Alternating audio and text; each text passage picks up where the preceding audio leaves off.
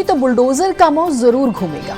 Bulldozer उनकी तरफ भी मुड़ेगा जो आज कमजोर लोगों पर जुल्म कर रहे हैं। और तो और अखिलेश यादव गोरखपुर की घटना पर प्रदेश सरकार पर सवाल उठाते हैं। ये सब बातें आज अखिलेश यादव ने कही। उन्होंने इसे सरासर सरकार की नाकामी बताया। दूसरी तरफ महोबा में फर्जी मतदाता का मुद्दा भी वो लगातार उठा रहे हैं। देखिए रिपोर्ट।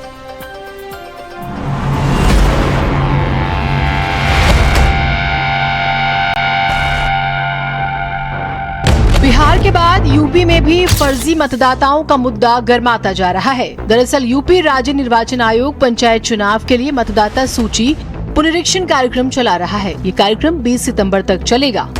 इसके तहत आयोग ने एआई के जरिए बोगस वोटों की पहचान शुरू की है। एआई से पहचाने गए बोगस वोटों से संबंधित एरिया के बीएलओ से भौतिक सत्यापन कराया जा रहा है। इसमें महोबा के जैतपुर गाँव में मकान नंबर 803 में 4271 वोटरों के नाम पहचाने गए, जिसके बाद बवाल शुरू हो गया। अखिलेश यादव ने चुनाव आयोग पर गंभीर सवाल खड़े कर दिए। एसआईआर जो होने जा रहा है और शुरू हो गया है काम, उस पर एक तरह से नई वोटर लिस्ट बन रही है।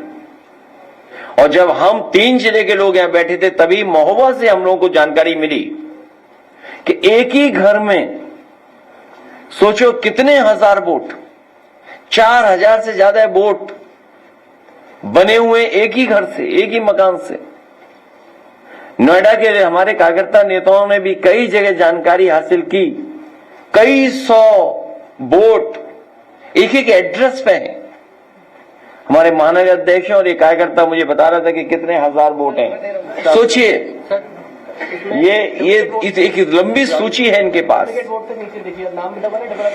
न केवल नाम है, न जाने क्या क्या। लेकिन ये बात अगर हम आज उठा रहे हैं तो संबंधित अधिकारी यही कहेंगे तो हम एसआईआर भी तो इसीलिए करा रहे हैं। अगर आज ये सवाल हम और आप लोग उठा रहे हैं तो सरकार और आयोग बचने के लिए ये कहेगा कि एसआईआर भी तो हम इसीलिए रिवीजन इसीलिए तो कर रहे हैं। रिवीजन होने के बाद आपकी वोटर लिस्ट को ठीक कर रहे हैं। दूसरी तरफ गोरखपुर में पशु तस्करों द्वारा एक स्टूडेंट की हत्या के बाद जिस तरह से आरोपियों में से एक का एनकाउंटर हुआ, उस पर भी अखिलेश यादव ने सवाल उठाए। अखिलेश यादव ने पूछा कि आखिर एनकाउंटर करने की जरूरत क्या थी और पुलिस उस वक्त क्या कर रही थी। खासकर मुख्यमंत्री के गृह जनपद में उन्होंने कहा कि इतनी बड़ी तस्करी हो रही हो, फिर पुलिस चुप क्यों बैठी है। जो बेटा जिसकी जान चली गई, क्या ये एनकाउंटर उसकी जान वापस कर देगा? जिन तस्करों ने जीवन लिया उसका, क्या उस बच्चे का जीवन वापस आ जाएगा? क्या माँ बाप को उनका अपना बेटा मिल जाएगा? वैसे अखिलेश यादव ने प्रदेश सरकार की बुलडोजर कार्रवाई पर भी सवाल उठाए और चेतावनी देते हुए कहा है कि सरकार बदलेगी तो बुलडोजर का रुख भी बदलेगा।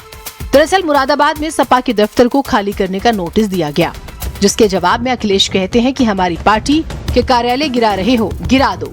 लेकिन समाजवादी पार्टी ने जो बड़े बड़े स्थान बनाए हैं वहाँ पर कब्जा करके यदि आपने कुछ बनाया तो जिस बुलडोजर से हमारा कार्यालय गिरेगा उसी से उनका स्मारक भी जाएगा। समाजवादी पार्टी ने जो बड़े बड़े स्थान बनाए हैं वहां पर अगर कब्जा करके आपने कुछ बनाया है तो जिस बुलडोजर से पार्टी कार्यालय गिरेगा वही बुलडोजर ढूंढ करके उनका भी स्मारक लेकर के चला जाएगा। बहरहाल जिस तरह से अखिलेश रोजाना बीजेपी को और चुनाव आयोग को घेर रहे हैं, समझा जा सकता है कि सपा ने 27 की तैयारी तेज कर दी है। ब्यूरो रिपोर्ट, भारत समाचार।